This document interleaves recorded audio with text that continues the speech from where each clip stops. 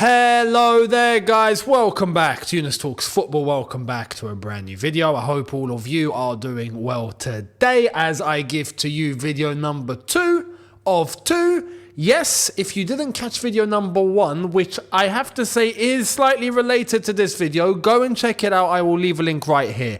It's actually best, for the first time I'm going to advise, it's best to pause this and watch that one first if you haven't done so already, in order to get the whole context of what I'm going to start this video off with, because I feel like it's needed. This one is actually important, guys. So take my recommendation. If you haven't watched video number 1, go and watch that first, pause this and then come back. And I'm not going to recommend the other lopsided way, because for today, it doesn't apply. Anyway, you'll understand what I mean after you watch that video and then you see how I begin this. But in order to catch all the uploads as they come, make sure that you are going to be hitting the subscribe button if you haven't done so already. Hit the notification bell to be notified once I have uploaded, and smash the like button if you've enjoyed this. Check out Shootout, as we had a brand new video launched there today where me and George go over our thoughts about Chelsea, Pochettino, and after that 4-4 draw, where are Chelsea heading? Make sure you go over there and have a look. And tomorrow, this is a first. You know I do watch-alongs. Or I do watch-alongs again. I'm back, right? Well, tomorrow, I'm going to be doing a watch-along, but not on here. And I feel like if you want to just come and watch and have a bit of banter, then you might as well. I'm going to be over on Saeed TV. So, good old Man United fan and a good mate of mine, and all the others as well. Matisse, very, very good mate of him. Saeed TV, I will be on his channel as we watch, check this, Algeria versus Somalia. This is going to be crazy, because he is Somalian originally, I am Algerian originally. It's a World Cup qualifier. It's the first game of the World Cup qualifiers. They've ended up in our group and we are playing them tomorrow at home. So if you want to watch them get absolutely destroyed, come over and join the giggles. It's going to be fun. Anyway, that's tomorrow. Kickoff is at 4 p.m. 4 p.m. UK time. So 4 p.m. UK time, a game will begin. Make sure you're tuned in on Saeed's channel and give him a sub. You're going to enjoy it. Now, let's get cracking.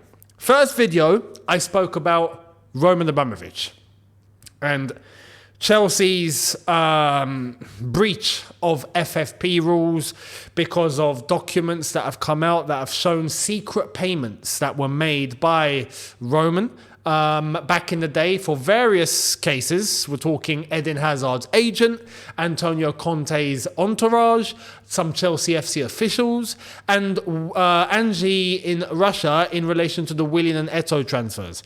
Now, this has now prompted the possibility of a points deduction as a punishment, and this investigation is ongoing. Well, that was earlier on today, and in video number 1, I go into complete detail. I'm not going to repeat that. But we have an update, and we have where it could be heading. Now, I did say in video number 1 that I don't think the points deduction is going to come. On one condition: if Man City don't get deducted, we won't get deducted. Well, something's changed since earlier on, and now it's kind of 50-50, if I'm going to be honest. So let's get into it. Here's the latest in relation to this whole Roman Abramovich secret papers Chelsea scandal. Here it is.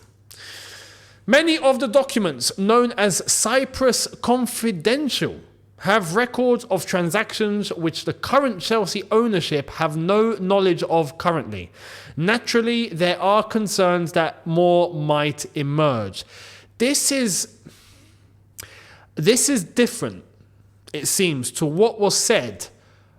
If you remember a couple of weeks ago, where I spoke about the Chelsea ownership voluntarily coming out and making previous transactions or some previous details of the previous regime, Roman Abramovich's time, known to the Premier League, and they found what they found, and they made it public to the Premier League and said, look, this is what we have found, right? And I was a little bit critical of Chelsea just doing that, because it's like shooting yourselves in the feet. I don't feel like the Premier League or whoever are going to be looking at this and going, oh, no, you guys were nice and you told us, so we're not going to punish you. Or if we're going to punish you, it's just a little slap on the wrist, it's a fine. No, I reckon that the severity is going to be the same. I think that they will look at Chelsea specifically as Chelsea Football Club, because we've got history, right? They don't like us, let's be honest. And they'll look at Chelsea and go, okay, opportunity to give them a big points deduction. Fantastic. Or a massive fine. Fantastic, yeah? Sorry, Todd. We know you told us, but you're fined. So that's where I was like, I hope that's not what's going to happen, because the possibility is high when it comes to Chelsea Football Club and what they could do. But I looked earlier on at the whole Manchester City saga, 115 FFP breaches and all of that, despite some of them sounding pretty ridiculous. I'm not going to lie. I said that in video number 1. But they've not been fined. They've not been punished. They've not had points deducted. Nothing. So I looked at that and thought, we'll be fine. When Todd Boehly and the Chelsea ownership made things public, this could be separate to that. This is now where things get sticky, because like it says, if you read again, many of the documents known as Cyprus Confidential have records of transactions which the current Chelsea ownership have no knowledge of currently. And what I mentioned earlier on was mentioned to be leaks. So I don't think what we've heard today has come out of what the Chelsea ownership have told the Premier League a couple of weeks ago in terms of what they found. I think this is a different story. And this is why this is worrying me now. Because this has now come out to be, it seems, a leak, and away from what the Chelsea ownership have put out, which means who has obtained what information and how? That's the question now. Who's doing this? Who's instigated this? And why?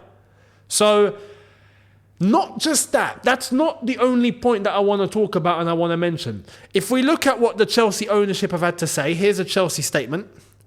These allegations predate the club's current ownership. They are based on documents which the club has not been shown and do not relate to any individual who is presently at the club. I told you, this is not the same as what the Chelsea ownership mentioned a couple of weeks ago when they made things public to the Premier League. This is something else. These are leaks. So, normally I'd look at this and go, fine, not a problem. But another club has already faced punishment. And no, it's not Man City, but it might get there. Here it is. Exclusive. Everton are set to receive minus 12 points deduction by the end of this week due to a breach of financial fair play. Commissioners have decided Everton will be bottom of the Premier League with 2 points.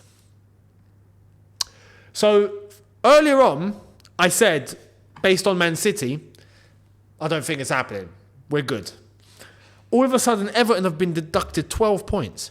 12 points. Do you know what that will do for your season? That will destroy you. As it says here, they're going to be sitting bottom with 2 points. After 12 games, 2 points. They're going to be, I think, even far beyond Sheffield United. I think Sheffield United are on 5, if I'm not mistaken now or something. So what's it going to do for Chelsea?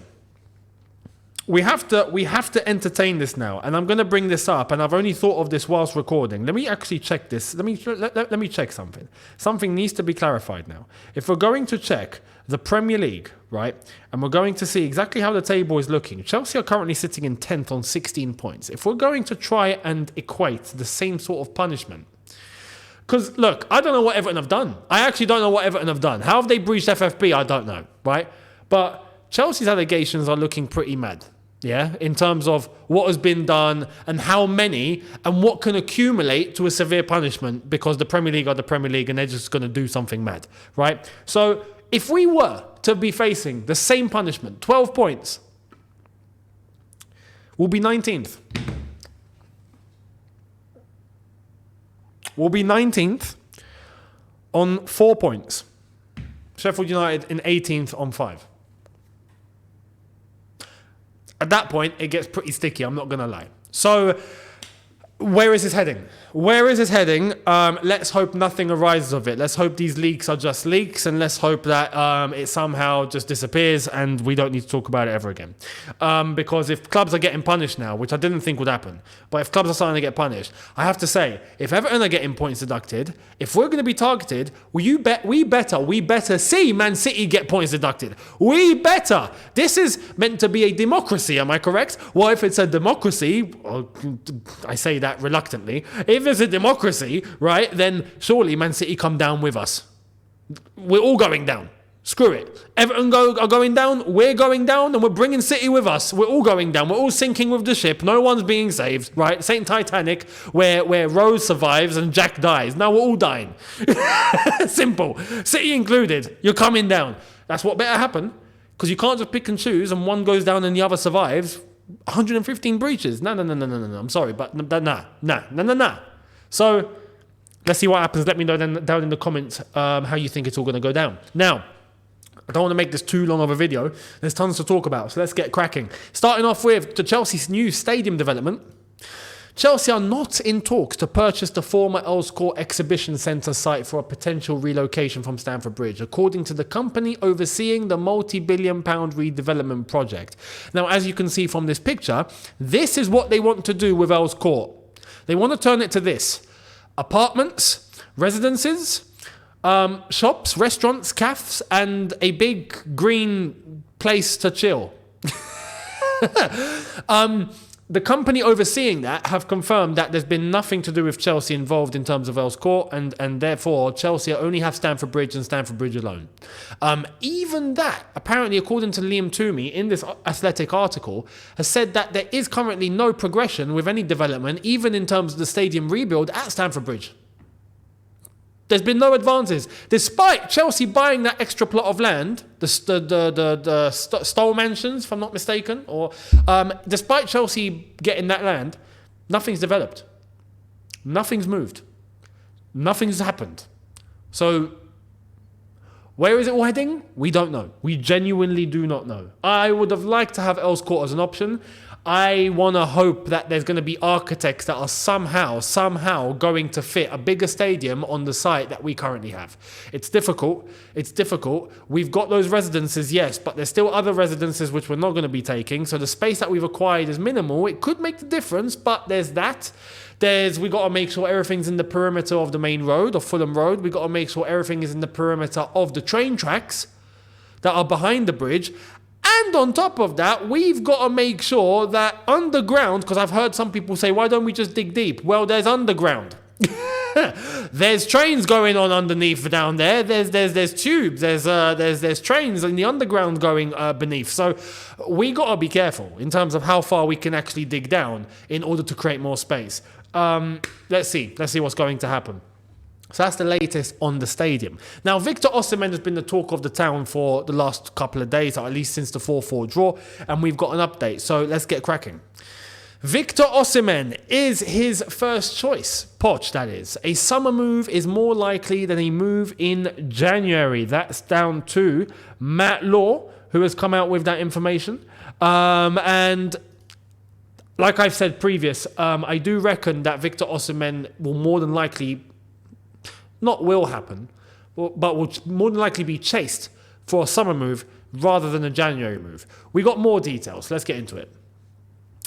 Mauricio Pochettino absolutely loves Kylian Mbappe, but talking realistically, Victor Osimhen is his first choice. A summer move is more likely than a move in January. I mean, this one just went left to another level, to an absolute other stratosphere. We're now talking about Kylian Mbappe. I mean, look, if we're getting Kylian Mbappe and Osimhen, we're winning the league. I've said this before for many other players, but listen, we can all agree that if we actually got Mbappe and Osimhen, it's a done deal. Just the City, just hand it over. Yeah, it's surely it's finished at that point. Anyway, I don't think we're getting Mbappe, right? I think that's a step too far.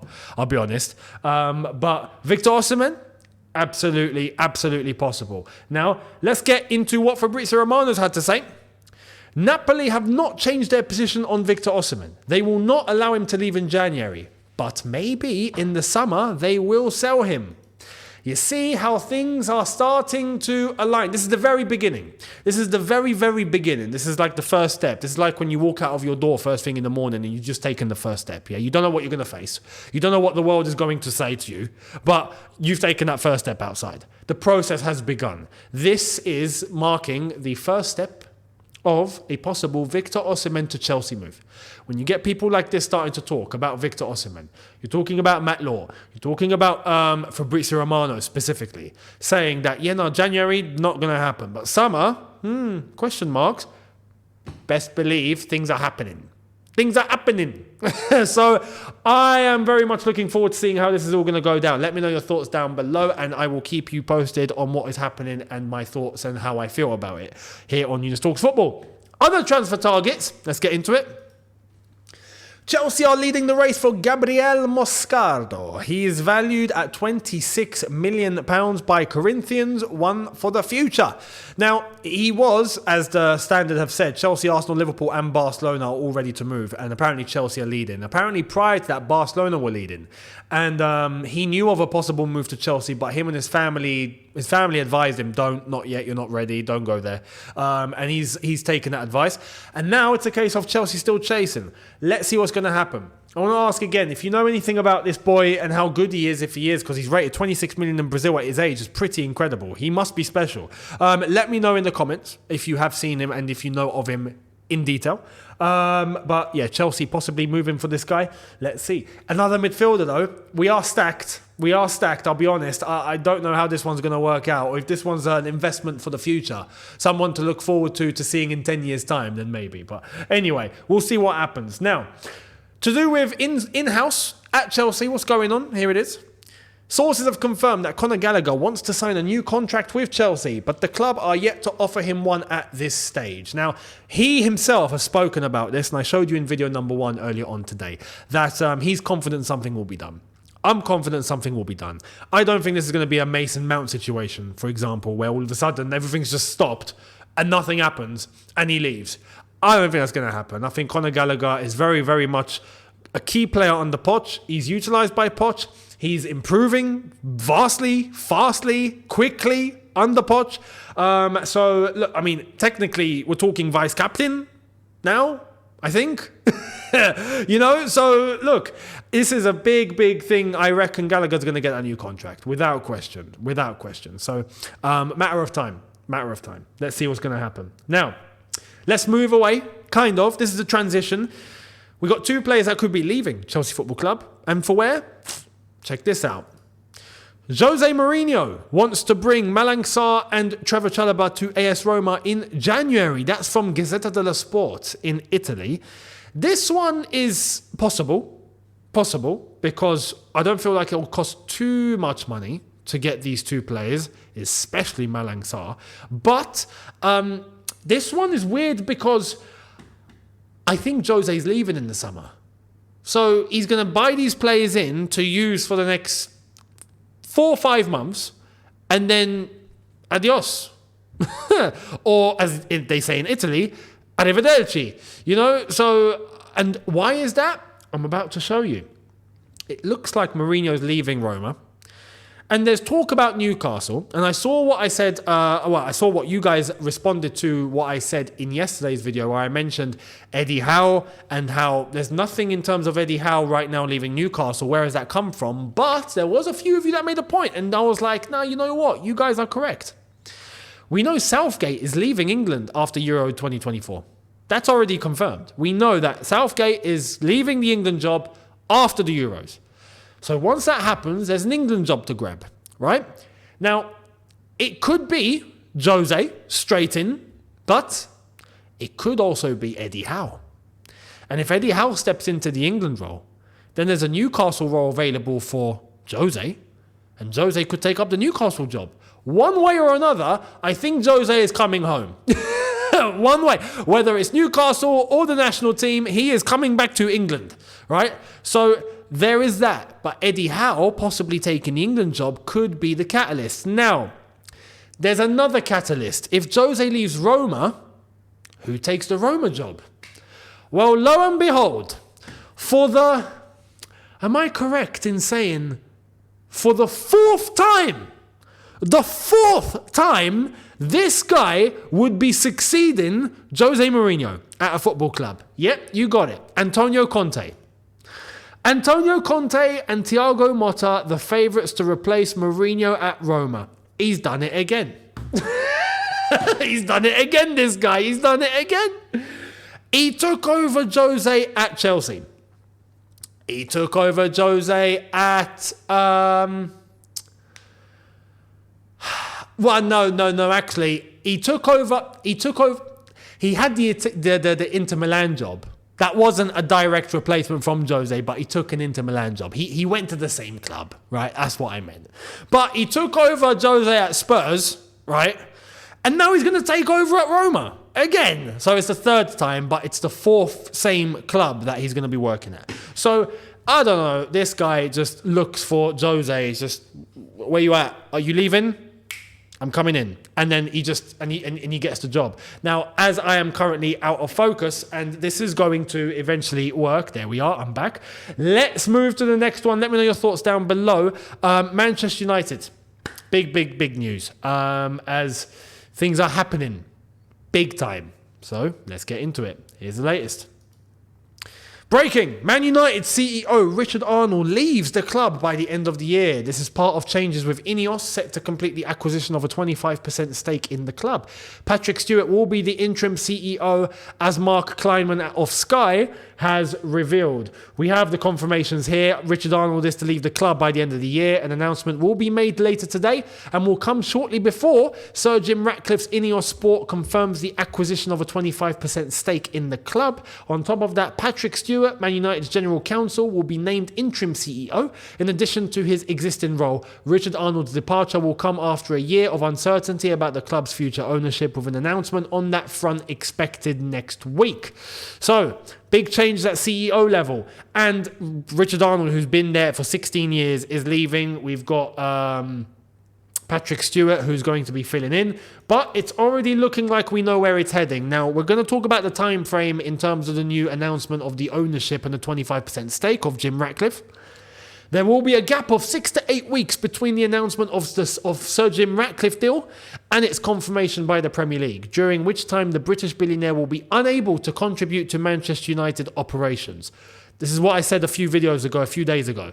This means that he is going to be coming in at about February, if we're being completely end of Jan, possibly end of Jan, I reckon. If it's going to be 2 months' time, end of January. Season's already looking to come to a wrap at that point, mate. You know, the impact that he's going to have is probably going to be after the January transfer window. So I don't feel like Man United's season will be salvaged, but they can prepare for next season, which is what I advised in that video that I mentioned about Jim Ratcliffe a couple of days ago. I said Man United will be wise to start preparing for next season rather than focusing on this season, because it's a write-off. It's a write-off. I mean, they're in a respectable position of the table, but the uncertainty is going to continue in terms of on the pitch. Still the same people at board level. The Glazers are still there. It's just, you know, there's no change. So that's the problem. Once these guys come in, maybe things will start ticking, but they can start preparing for the summer window and who they're going to bring in and what's going to happen there. However, the one immediate change that is looking like they're going to be bringing in, that Sir Jim Ratcliffe is going to try bring with him, is in relation to the CEO role as well as the sporting director. So we're going to get into it. Sir Jim Ratcliffe still expected to change a lot of things roles into Man United once he will complete the 25% stake acquisition. Former PSG and Juventus Jean-Claude Blanc, candidate for key role in the future, as reported last week. Now, he is being rumoured to become the new CEO. Now, this guy, what's his name? Jean-Claude Blanc. I was going to say Jean-Claude Van Damme, I swear. Anyway, no, we're not getting Jean-Claude Van Damme. That would be funny, but he's not coming. The new CEO, his CV consists of PSG and Juventus, specifically Juventus because PSG wasn't really big. But at Juventus, he oversaw the transition when Juventus got relegated because of the match-fixing scandal and trying to bring them up to Serie A and back to the promised, top end of Serie A, which, to be fair, he did. But when you speak to Juventus fans, apparently they don't rate him. And they wanted him to go anyway. So I don't quite know who Man United are going to be getting here as a CEO. Is he good enough? God knows. Juventus fans will tell you no, despite what he did. So I don't quite know. Very, very uncertain. And on top of that, there is the possibility of Paul Mitchell to walk into the sporting director role, and that would be a good one, I reckon. So on a footballing level, it's better than what they have now, definitely. But is it still enough to get Man United to the top? Probably not. Anyway, let me know your thoughts down below in relation to all of that as we wrap up with the last two stories. Emma Hayes will become the highest paid female coach in world football after being appointed as the new head coach of the US women's national team on a £1.28 million a year contract. She will earn 3 times more than England's head coach, Serena Weigman. Look, I'll be honest, Emma, absolutely deserved. Go out there and enjoy it, and enjoy your family time, and enjoy the times with your son, and you know, all the times that you didn't have whilst you were at Chelsea, you get to have now whilst getting paid mad money, and you're taking on one of the biggest projects in women's football. Good luck to you, Emma. Good luck to you. Absolutely deserved, and I'm happy for her. Sad to see her go, but I'm very happy for her, because it's her decision, her family. I get it. She's right. If she's getting paid this much and she's got that job and she gets to balance her family life, it's a win-win. So good luck, Emma. Wish you the best. Now, last story, and this one's just for the bants. Deal done. Petr Cech has joined Elite League ice hockey team Belfast Giants on a loan deal. Yes, it's done. We got there. Here we go. Petr Cech is back in the transfer news. Unbelievable how he's still rocking about, even in sport. Unbelievable. But he's in Belfast. So if anyone wants to go and meet Petr Cech or go and find him, you can go and find him in Belfast. But he's heading there on a loan deal to play hockey. So, Petr Cech, good luck to you, mate. I have nothing more to say. There we are, people. Let me know your thoughts down below in relation to everything that I have discussed in this video number 2. Make sure you're hitting the subscribe button to be notified once I have uploaded. Hit the like button if you have enjoyed this as well. Much appreciated. Check out the socials. They're on screen right now. Instagram, Twitter, and all other socials in the description. And I will see all of you tomorrow for more, as I'm sure it's going to be kicking off. I got to say, this has been a very busy start to the international break. I thought it'd be dead. There's tons going on. So I will be here. So I'll see you tomorrow. Have a good one, people. See you lot then. Take care and peace.